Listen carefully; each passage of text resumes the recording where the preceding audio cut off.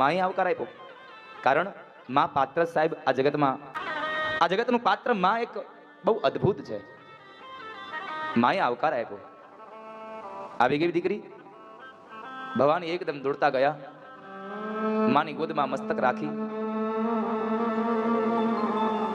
અને ચોધાર અશ્રુની ધારા સાથે રડ્યા છે. માતા પ્રસૂતિએ માથા ઉપર હાથ ફેરીને કહે છે, દીકરી રડીશ નહીં બાપ. આજે તારા બાપને ખરાબ બુદ્ધિ સુધી છે. આજ આપણી ઘરે મંગલ કાર્ય છે, રડાઈ નહીં બેટા.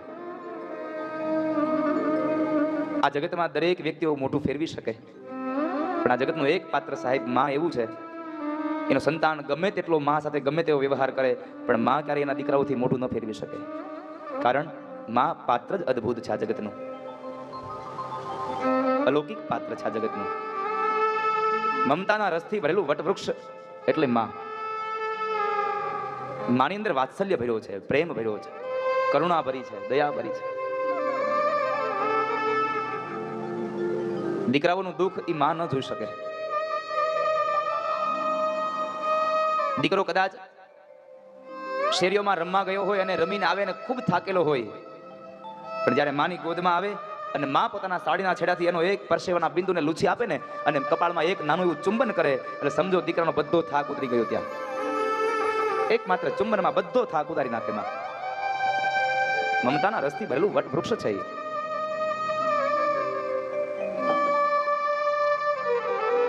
માની ગોદમાં જે અનુભૂતિ થાય ને સાહેબ, મહાપુરુષો કહે છે સ્વર્ગમાં પણ આ અનુભૂતિ ન થઈ શકે. માની ગોદમાં અનુભૂતિ થાય છે. માની ગોદમાં જે તમને શીતળતા મળે એ શીતળતા તમને હિમાલયમાં નહીં મળે. કદાચ દીકરો બહાર શેરીમાં રમતો હોય ને કંઈક ભૂલ કરે અને કોઈક એને મારવા દોડે ને તો ગમે ત્યાં સંતાશે તો એને ડર લાગશે, પણ જેવો દોડીને આવે અને એની માની ગોદમાં સૂઈ જાય અને માં સાડીનો પાલો ઓઢાડી દે ને એટલે દીકરો અભય બની જાય. કારણ હવે મારી માએ મને સંતાડી દીધો. આ જગતનો કોઈ વ્યક્તિ મારો વાળ વાકો ન કરી શકે. શું કામે? માં મારે ખરી પણ મારવા ન દે કોઈને. આ જગતનું અદ્ભુત પાત્ર છે માં.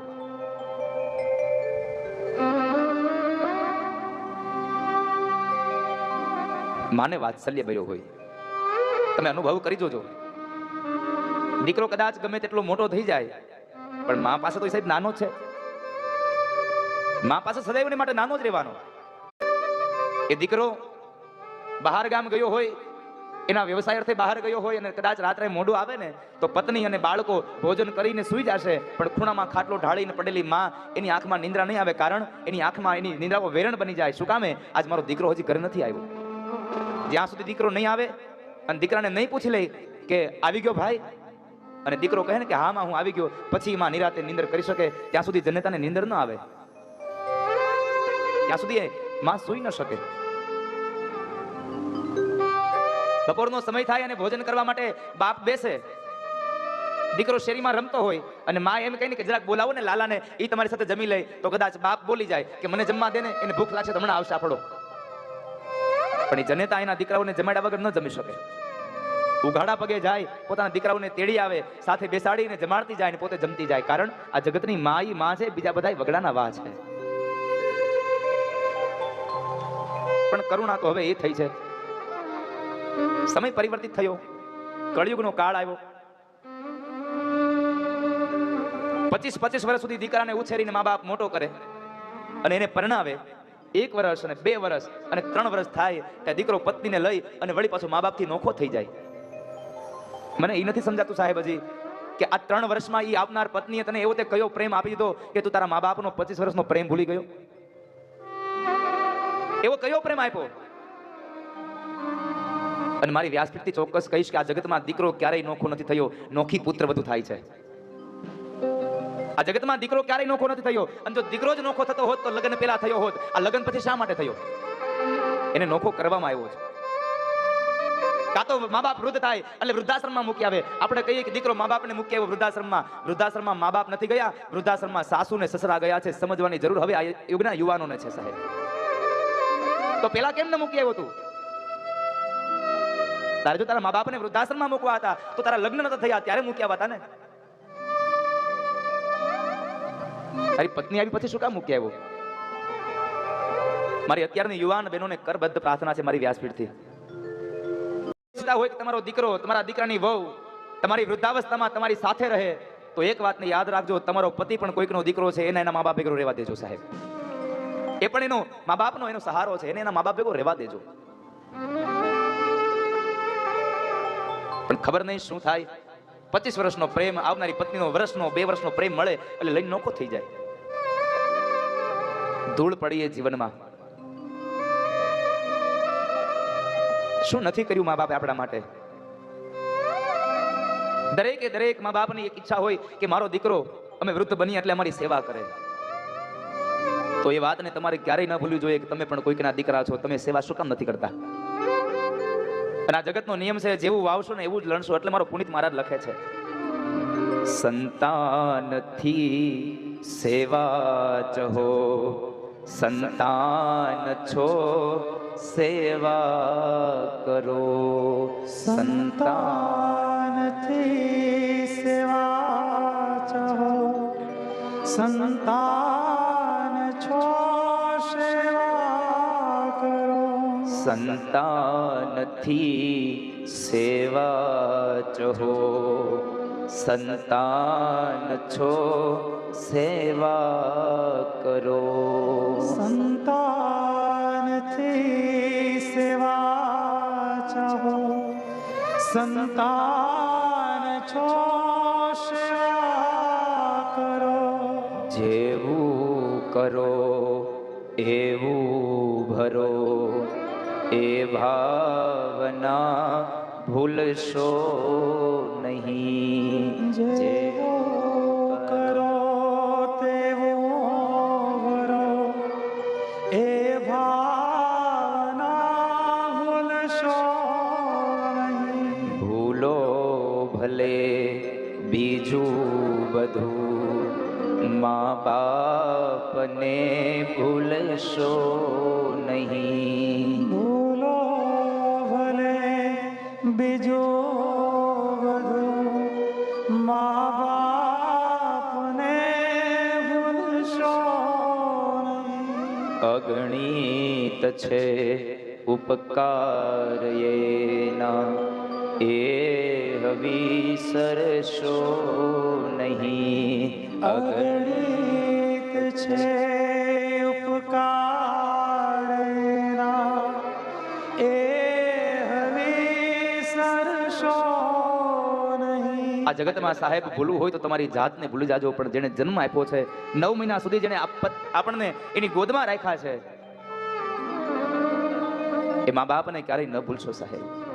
શું નથી કર્યું આપણા માટે? કાળી મહેનત મજૂરી કરીને આપણને ભણાવ્યા, ગણાવ્યા, મોટા કર્યા, બસ એ જ એની ભૂલ કે આપણે મોટા થયા અને કમાતા થયા, એક પત્ની આવી એટલે મા બાપને ભૂલી જવાના? મારી વ્યાસપીઠથી દરેક વખતે કહું છું ને કહેતો રહીશ કે જીવનમાં સુખી થવું હોય તો ભગવાનને નહીં ભજો ને તો ચાલશે. તમારા મા બાપની સેવા કરી લ્યો, આ દુનિયાની તમામ જન્નત તમારા ચરણોમાં આવીને તમને વંદન કરશે સાહેબ. એક મા બાપને રાજી કરી દો. ભગવાનને ભજશો તો મા બાપ નહીં મળે, પણ એક વાતને વિશ્વાસ રાખજો, મા બાપને ભજશો તો ભગવાન જરાય દૂર પણ નહીં રહી શકે તમારાથી. ભગવાન આપોઆપ મળી જશે. જો મા બાપની સેવા કરશો તો તમારી એક પણ મંજિલ તમારાથી દૂર નહીં રહી શકે. એની સેવા કરજો. બાકી પૈસાના અભિમાનમાં તમે પાગલ બન્યા હો તો યાદ રાખજો કે તમારા પૈસાથી જો તમારા મા બાપ રાજી નહીં થાય ને તો એ પૈસા નથી, બધી ધૂળને ધાણી છે તમારા માટે. એટલે મારો પુનિત મહારાજ કહે છે, લાખો કમાતા હો ભલે, પણ મા બાપ જે નાનો ઠર્યા. લાખો કમાતા હો ભલે, પણ મા ઠર્યા.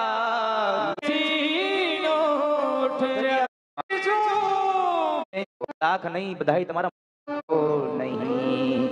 અગણિત છે ઉપકાર એના, એ વિસરશો. તમે બધા પૈસા ગમે તેટલા કમાતા હશો પણ તમારા મા બાપ જો તમારાથી રાજી નહીં હોય તો સમજો એ લાખ નહીં, બધાય તમારા રાખ છે સાહેબ. એ તમારા માટે રાખ છે. જો તમે તમારા મા બાપને રાજી ન કરી શકો તો શું એ જીવતર છે સાહેબ? અને મારી વ્યાસપીઠ હું દર વખતે કહું છું ને કહેતો રહીશ કે જે દીકરાઓ પોતાના મા બાપને વૃદ્ધાશ્રમમાં મૂકી આવ્યા છે અને વૃદ્ધાશ્રમની અંદર કદાચ એ મા બાપ મૃત્યુ પામે ને તો હે સમાજના અગ્રણીઓ, હે લોકો તમે એ દીકરાના હાથે મા બાપને અગ્નિનો દાહ દેવા દેતા નહીં. કારણ જીવતા તો શાંતિ ન લેવા દેતી, મર્યા પછી પણ ઓલાને શાંતિ નહીં મળે. એને અગ્નિનો દાહ દેવાનો કોઈ અધિકાર નથી સાહેબ.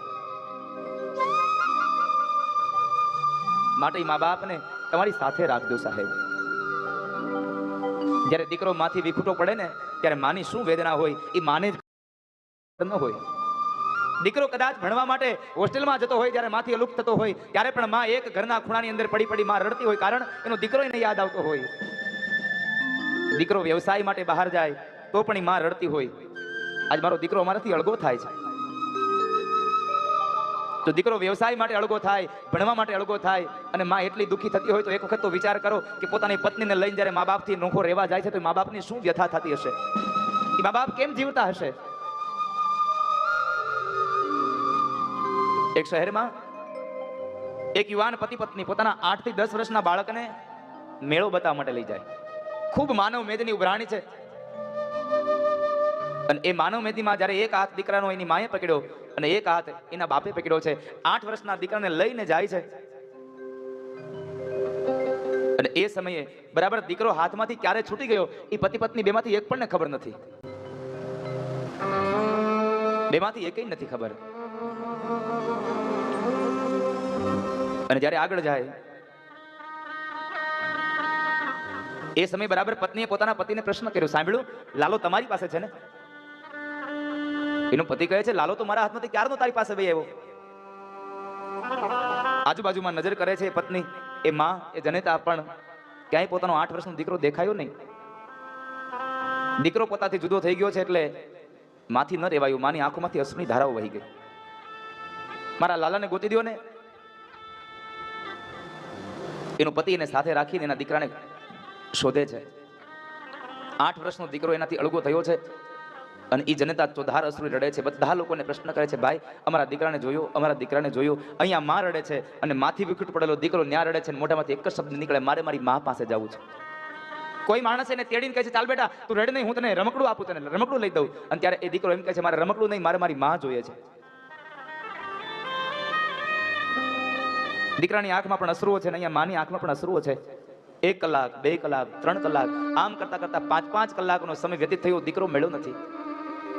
કોઈ કહે છે, ભાઈ એક કામ કરો ને, જે જગ્યાએ મેળાનું આયોજન થયું છે ત્યાં આગળ જાઓ અને આયોજકને કહો ને એટલે તમને માઇકમાં એનાઉન્સમેન્ટ કરી આપશે, તમારો દીકરો જ્યાં હશે ત્યાંથી ત્યાં કોઈક આપી જશે. પત્નીને લઈને એ યુવાન મેળાના આયોજક પાસે જઈને કહે છે, ભાઈ એક એનાઉન્સમેન્ટ કરી આપો ને, મારો દીકરો અમારાથી અળગો થયો છે, 8 વર્ષનો છે, એને આવા કલરના કપડાં પહેર્યા છે, એનું નામ લાલો છે, આ મારી પત્ની છે, મારા દીકરાની માં છે, 5 કલાક થઈ છે, અળગો થયો, એને આ રડી રડીને હવે ગાંડી થઈ જશે. જનતા એટલું રડે છે ને મોઢામાંથી બસ એક જ શબ્દ નીકળે, મારો દીકરો, મારો દીકરો. અંગ ઉપરના વસ્ત્રો નીચે પડી જાય એનું પણ ભાન નથી રહેતું જનતાને. ખૂબ રડે છે. યુવાન એને સમજાવે છે કે સાંભળ, દીકરો મળી જશે, ચિંતા ન કર. પણ કેમ એ જનતાને ભરોસો બેસે? એનાઉન્સમેન્ટ કરી આપ્યું ને કોઈ માણસ 8 વર્ષના દીકરાને લઈને આવે છે. આવીને કહે છે કે ભાઈ આ છોકરો રડે છે અને એના મા બાપ પાસે જવું છે. એટલે આયોજક પરિવારે પેલા યુવાનને બોલાવ્યો, એ ભાઈ જરા જોતો આ દીકરો તારો છે? પેલો યુવાન ઉભો થઈને જાય છે, જુએ છે, દીકરાએ બાપને જોયો, બાપે દીકરાને જોયો, બાપને દીકરો બે મળ્યા છે. એકદમ દોડીને પોતાના બાપને ભેટી ગયો છે દીકરો. દીકરાને તેડીને કહે છે કે હા ભાઈ આ દીકરો મારો છે. લાલોને લઈ જાય એની મા પાસે અને કહે છે કે લે સાંભળ, હવે રડવાનું બંધ કર, આપણો દીકરો મળી ગયો. દીકરો મળી ગયો શબ્દ સાંભળ્યા એકદમ ઊભી થઈ અને એના પતિના હાથમાંથી પોતાના લાલાને લઈ પોતાની છાતીએ લગાડી અને માં ચુંબન કરીને કહે છે કે લાલા ક્યાં ગયો તો બાપ? તારી માં તારી વગર જીવન ન જીવી શકે. માને મૂકીને ક્યાં આવ્યો ગયો તો? માએ દીકરાને, અત્યાર સુધી એ દીકરાનો બાપ નતો રડ્યો, પણ હવે અવળું ફરીને રડવા લાગ્યો. અવળું ફરી ગયો, આંખમાંથી અશ્રુને રોકી ન શક્યો. એની પત્ની ઊભી થઈને કહે છે કે હવે તમે શું કામ રડો છો? આપણો દીકરો તો આપણને મળી ગયો. ત્યારે યુવાન બોલ્યો છે કે હું દીકરો મળી ગયો એટલે નહીં, હું તારી દશા જોઈને રડું છું. કે એક 8 વર્ષનો દીકરો તારાથી 5-7 કલાક અલગ થયો, તું કેટલી ગાંડી ખેલી થઈ ગઈ. આંખમાંથી 1 મિનિટ માટે અશ્રુની ધારા બંધ ન થઈ, મોઢામાંથી લાલો લાલો લાવી દો. અને કદાચ જો લાલો ન લાવ્યો હોત તો મને લાગે છે કે તું ગાંડી થઈ જાત, પાગલ બની જાત. કેટલો પ્રેમ કરે છે તારા દીકરાને. એક 8 વર્ષના દીકરાને 7 કલાક 5 કલાક તારથી અળગો થયો, તારી આ દશા થઈ, તો વિચાર કર, મારી માંથી તે મને 10 વર્ષથી નોખો કર્યો, મારી માં કેમ જીવતી હશે? મારી માનો હું પણ દીકરો છું, મારી માએ મને મોટો કર્યો છે, મારી માં કેમ જીવતી હશે?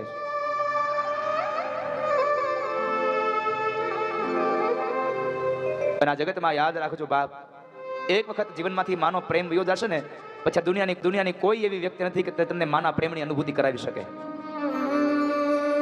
કદાચ તમે આ દુનિયાની તમામ સંપદાને લઈ અને આ ધરતી પર નીકળી પડો, મને માનો પ્રેમ મળે, આ દુનિયાની સંપત્તિની કોઈ તાકાત નથી કે તમને માનો પ્રેમ ખરીદીને લાવી શકે. કારણ માનો પ્રેમ તો એની અંદરથી વાત્સલ્ય ભર્યો હાથ એના હૃદયમાંથી નીકળે સાહેબ, પ્રેમ એનો હૃદયમાંથી નીકળે. એટલે મારો કવિ પુનિત મહારાજ અંતિમ પંક્તિમાં લખે છે, ધન ખર્ચતા મળશે બધું, પણ માતા પિતા મળશે નહીં. ધન ખર્ચતા મળશે બધું, પણ માતા વિસરશો નહીં. ધન ખર્ચતા બધું મળશે પણ મા બાપ નહીં મળે આ જગતમાં.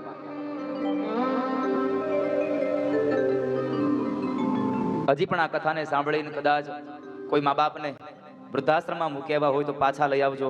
અને જો ઘરમાં હોય તો મારી કરબદ્ધ પ્રાર્થના છે સાહેબ, ભગવાનને ન ભજતા તમારા મા બાપની સેવા કરી લ્યો, આ દુનિયાની તમામ જનત તમને મળી જશે એના ગોદમાં. મા બાપની સેવા કરજો. તમારા મા બાપ રાજી થશે ને તો દુનિયાની કોઈ પણ એવી મંજિલ નથી કે તમારાથી દૂર રહી શકે. કારણ એકવાર માં એમ કહે કે દીકરા, તારે બધી જ કામ સિદ્ધ થાય, તારા બધા કામ સારા થાય. જ્યારે માના અંતરમાંથી આશીર્વાદ મળે ને, એટલે સમજો કે 3 લોકના અધિપતિને પણ આવીને તમારી પાસે બધી વસ્તુ દઈ જવી પડે છે. કારણ મા બાપના આશીર્વાદ મળ્યા છે. મા બાપને પ્રેમ કરજો સાહેબ. અને આ જગતમાં કોઈ પણ દીકરો આવી માટે જો એના મા બાપ પાસે બેસે ને, તો મા બાપ ક્યારેય વૃદ્ધ ન થાય અને દીકરો ક્યારેય મોટો ન થાય સાહેબ. આ વાત યાદ રાખજો. 1 કલાક માટે રોજ એના મા બાપ પાસે બેસે ને, એટલે મા બાપ કોઈ દી વૃદ્ધ ન બને અને દીકરો કોઈ દી મોટો ન થાય. એ મા બાપ પાસે હંમેશા માટે નાનો જ રહે. પણ સમય ક્યાં છે સાહેબ કોઈ પાસે? આપણી પાસે સમય નથી હોતો. અમુક અમુક નથી હોતું, સવારમાં ઉઠીને પેલા આંખ ખુલે પેલા ચા બનાવ્યો, પછી તો એની આંખ ખુલે. તમે લોકો બધા એક સામા જોવા કરો છો એટલે કઈક નિયમ તો લીધા છે તમે. કઈ વાત આવે એટલે સીધો સામો જોવા જાય. આમ લોકોના ચહેરાના ભાવ બદલી જાય તરત. એટલે એકાદો નિયમ લઈ દો. સવારમાં ઉઠી અને ભગવાનના દર્શન કરવાનો નિયમ લેજો. અને સ્વાધ્યાય પરિવારમાં પૂજ્ય પાંડુરંગ દાદા શાસ્ત્રી કહે છે કે આ જગતના દરેક મનુષ્યએ ત્રિકાળ સંધ્યા કરવી જોઈએ. દરેક જીવાત્માએ, દરેક મનુષ્યએ ત્રિકાળ સંધ્યા કરવી જોઈએ. સવારમાં ઉઠો એટલે ભગવાનને વંદન કરો. સવારમાં ઉઠીને સીધા તમારા જમણા હાથના દર્શન કરો. કારણ આમાં 3 દેવતાઓ છે, લક્ષ્મી, સરસ્વતી અને ભગવાન ગોવિંદ. કરાગ્રે વસતે લક્ષ્મી, કરમૂલે સરસ્વતી, કરમધ્યે તુ ગોવિંદ, પ્રભાતે કર દર્શનમ. સવારમાં ઉઠીને તમારા જમણા હાથના દર્શન કરીને આ શ્લોક બોલો, કરાગ્રે વસતે લક્ષ્મી. કર કેતા હાથના આગળના ભાગમાં લક્ષ્મી બિરાજે. કરમૂલે સરસ્વતી, કરના અંતમાં અહીંયા સરસ્વતી છે. અને કર મધ્યે તુ ગોવિંદ, આ કરના મધ્યના ભાગમાં હથેળીમાં ગોવિંદ વસે છે. માટે 3ના દર્શન કરી અને તમારા દિવસનો પ્રારંભ કરો. અને હું તમારી કથામાં કહેતો રહું છું, કદાચ તમારાથી આ હાથના દર્શન ન કરવાની ઈચ્છા થાય તો જ્યારે સાંજે સુવો ત્યારે ઓશિકા નીચે એક નાનો એવો કાચ આભલું મૂકી દો. સવારમાં ઉઠીને પેલું તમારું મોઢું જુઓ. શું કામે? આનાથી બીજા બધાને બહુ ફાયદો થશે. આપણે મોડા ઉઠીએ, ફટાફટ તૈયાર થઈએ, થેલો લઈએ, ગાડીને કિક મારીએ, ગામની બહાર પૂગીએ, પંચર પડી જાય એટલે શું કહી, આજ ઉઠતા કોનું મોઢું જોયું હતું? એટલે કોકને પાપનો આપણે કોકને દોષ દેવો એના કરતા આપણે હવાર ઉઠીને આપણું મોઢું જોઈએ એટલે આપણને ખબર પડે આપણા ભાઈ કેટલા છે.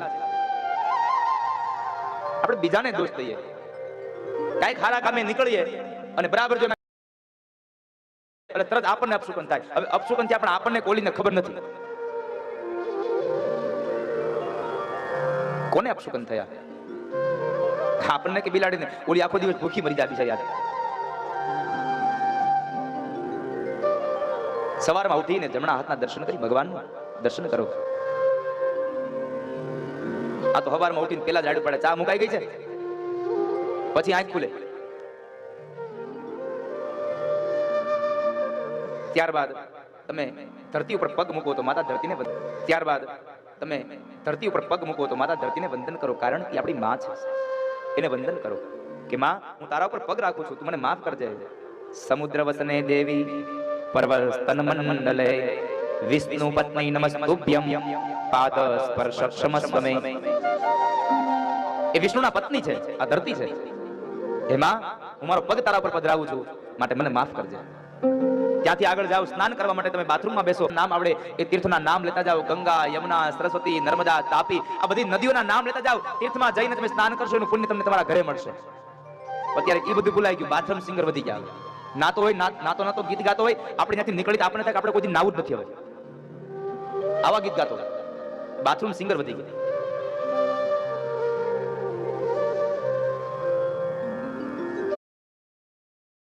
માં ગંગાને વંદન કરો, જે આપણા પાપને ધોઈ નાખે છે. સાહેબ, જીવનમાં કંઈક નિયમ લેજો. નિયમ વગરનું જીવન સાવ નકામું જશે. નિયમ નહીં હોય તો સાવ આ મળેલો મનુષ્ય અવતાર આમનો વ્યર્થ ગયો જશે. અને નિયમ લઈને ફાયદો થાય એની એક વાત તમને કહી દઉં. જો એ ગામડાની અંદર એક શેઠ હતા, વેપારનો ધંધો કરે. એના પત્ની હતા, એ બહુ ભગવાનની ભક્તિમય પૂજા કરે, ભગવાનમાં બહુ એને શ્રદ્ધા. જ્યાં પણ સત્સંગ હોય, કીર્તન હોય, ત્યાં જઈ અને બેસ જાય, ભગવાનના દર્શન કરવા જાય. પણ એના જે ઘરવાળા છે એને કાંઈ નિયમ નહીં. એટલે શેઠાણી બરાબર શેઠને કીધા કરે, તમે એકાદો નિયમ લ્યો ને. નહીં, હું નિયમ નહીં લઉં. અરે અમારે સત્સંગમાં જાય તો કેટલા નિયમ લેવડા, તમે એક નિયમ તો લ્યો. નિયમ ન લો. બહુ કીધું એના પત્નીએ, પણ નિયમ લેવા માટે તૈયાર ન થયા. એટલે એના પત્ની કીધું, સાંભળી લો, તમારે નિયમ તો લેવો જ પડશે. એક નિયમ લ્યો તો તમને સવારમાં ઉઠતા હોય ચા મળશે, બાકી ચા નહીં બનાવો સવારમાં. જાઓ. ઓલો મુંજાણો ચા ન બનાવે તો આંખું ખુલે નહીં. એટલે કે છે ચાલ ને એક નિયમ લઈ. ચાલ 2-4 દિવસ વિચાર કર્યો, શું નિયમ લઉં, શું લઉં. એમાં બરાબર એક દિવસના સમયે સવારમાં ઉઠતા આવે, એના મેડીના ઝરૂખામાં ઉભો હતો. મેડીના ઝરૂખામાં ઉભો હતો ને સામે બરાબર એના ઘરની સામેનું ઘર એક કુંભારનું હતું. એટલે કુંભારના ફળિયાની અંદર એક ગધેડું બાંધ્યું હતું. ત્યાં થયું લાના નિયમ લઈ લઉં. એના ઘરના બોલાવ્યા, અહીંયા આવો શેઠાણી, આજથી મારે નિયમ સવારમાં ઉઠીને આ ગધેડાનું મોઢું જોઈ લઉં, પછી તમારે મને ચાલો લાવો ચા. આવું ઘણા દિવસ ચાલ્યું. બરાબર એક દિવસના સમયે એ જરાક ઉઠવામાં મોડું થયું. ઉઠીને સીધો ગયો ગેલેરીમાં, પણ ગેલેરીમાં જાય ત્યાં કુંભારના ફળિયામાં એ ગધેડું નહોતું. હવે નિયમ હતો ગધેડાનું મોઢું ન જવું, ત્યાં ચા ન પીવું. અને તેથી બરાબર ગધેડું લઈને કુંભાર વ્યા ગયા માટી લેવા. હવે આ માણસ અહીંયા હાકુલ વ્યાકુલ થયો, ચા ન મળે એટલે આમથી આમ જાય, લાવ પૂછી આવીને ઘરે જઈને. એ તો દોડતો દોડતો હવારમાં ગયો. કુંભારના આંગણામાં જઈને ત્યાં જોવે, કુંભારના પત્ની હતા. એ બેન, હા દાદા, બોલો બોલો શેઠ, અત્યારમાં આ તમારા ફળિયામાં અહીંયા ઓલું ગધેડું બાંધતા તો એ ક્યાં ગયું? કે એ તો તમારા ભાઈ લઈને ગયા માટી લેવા. હે, માટી લેવા ગયા? ક્યાં ગયા? એ તો ઉગમણી દિશામાં ગયા છે. ઓલો કે છે લાવ ન્યા જઈને જોયા, નકર ચા નહીં મળે. એટલે બરાબર જે પેલા કુંભાર ગયા હતા, એ માટી ખોદતા હતા. એ માટી ખોદતા ખોદતા બરાબર ઘણો ઊંડો ખાડો થયો. ખાડામાંથી એક સોનાના સિક્કા ભરેલો આખો ચરુ મળ્યો. આખું માટલું સોનાના સિક્કા ભરેલું મળ્યું. કોને? કુંભારને. કુંભારે વિચાર કર્યો, કોઈને ખબર ન પડે ને, એમ લાવ હમણાં ઘરે પૂગી જાવ, નહીં તો પાછું બધા મારા જ લઈ જશે. રાજા લઈ જાય, રાજમાં જમા કરવા પડશે. એટલે ઘર એકદમ સાફ મીંડો કરવા. અને બરાબર પેલો વણિક શેઠ એકદમ દોડતો આવ્યો. થોડેક દૂર રહ્યો અહીંથી દરવાજે જેટલો, ત્યાંથી બોલ્યો, એ જોઈ લીધું, એ જોઈ લીધું, જોઈ લીધું. શેઠ બોલ્યો, મેં ગધેડાનું મોઢું જોઈ લીધું. કુંભાર એમ જોઈને આવડો ચરુ જોઈ લીધું. એટલે કુંભાર એની વાહે, એ શેઠ અહીંયા આવો, અહીંયા આવો, અહીંયા આવો. નહીં, મેં જોઈ લીધું, મેં જોઈ લીધું. આગળ શેઠ, વાહે કુંભાર. શેઠને આંબી ગયો, અરે શેઠ ભલે તમે ભલે જોઈ લીધું, સાંભળો, આપણે આ કોઈને વાત નહીં કરીએ. અડધા સિક્કા તમારા, અડધા સિક્કા મારા. આલ્યો, અડધા સિક્કા તમે લેતા જાઓ. ગધેડાનું મોઢું જોવા નિયમ રાખ્યો તો હોનાના અડધા સિક્કા મળ્યા. હવે હારા માણસનું મોઢું જોઈ શું થાય સાહેબ? એટલે નિયમ રાખજો સાહેબ. નિયમ વગરનું જીવન સાવ નકામું. નિયમ અને સંયમ આ બે વસ્તુ જીવનમાં બહુ જરૂરી છે. અને સંયમ તો જરૂરી છે જ, કારણ કે સંયમ રાખવો જોઈએ. મોઢામાં દાંત ન રહી પછી જેન તે ન ખવાય. આપણે 32 બેહારીએ ને તોય જેન તે ખાધા કરીને પછી અડધી રાતે છોકરાને કહી, છોકરા મને પેટમાં હક નથી, કા ડોક્ટરને બોલાય ને કા મને લઈ જાય. એટલે તમામ પ્રકારની તમામ ઉંમરે દરેક જીવનમાં સંયમ રાખવો જરૂરી છે. કદાચ ગમે તેવો આપણા જીવનનો સમય આવે, પણ એ સમયમાં સંયમ ન જવો જોઈએ, એટલે માણસ દુઃખી ન થાય. માટે તમે નિયમ લેજો. 3 ટાઈમ સંધ્યા ન કરો તો કઈ નહીં, પણ એક ટાઈમ ભગવાનના નામની પ્રાર્થના જરૂર કરી લેજો બાપ. અને મેં ગઈકાલે જ કીધું તેમ કે આપણે રોજના માટે ગોવિંદ દામોદર સ્તોત્રનો પાઠ કરીશું. 7 દિવસ માટે કરીશું, પણ અપેક્ષા રાખીશ કે આ 7 દિવસની કથા વિરામ થયા બાદ તમે ઘરે